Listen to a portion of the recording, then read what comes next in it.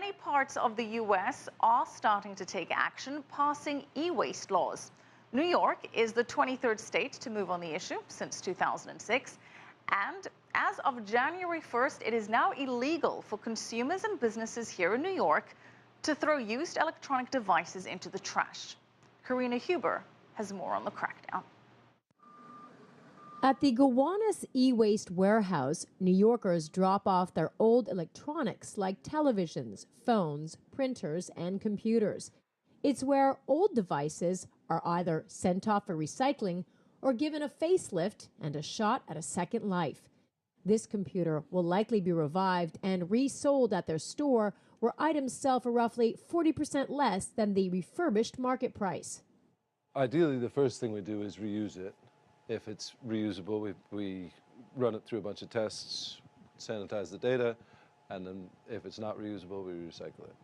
Free drop-off facilities like these are increasingly becoming useful to New Yorkers, given they now have to pay $100 per violation for throwing out their used devices. Devices that cannot be revived are sent to one of two recyclers that have the highest form of certification called e-stewards.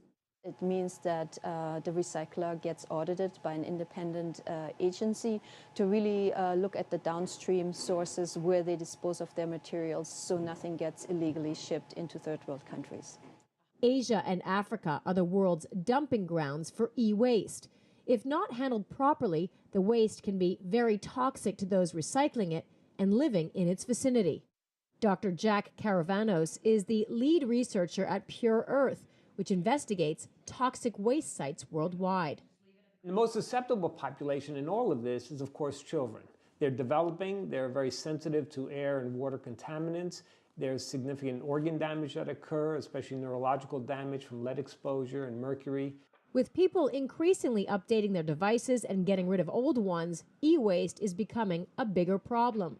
But Karavanos thinks that laws like the one in New York will stem the tide of e-waste exports to developing countries and create incentives for U.S. recyclers to get into the business. I do believe that the manufacturing processes that would be established here would be following local rules and would be a much cleaner process. I've seen battery manufacturing overseas done very poorly, but when the U.S. does it or Europe does it, it's a much cleaner process. Experts say all countries will have to tighten their e-waste recycling regulation if we are to make a real dent in the problem. Karina, CCTV, New York.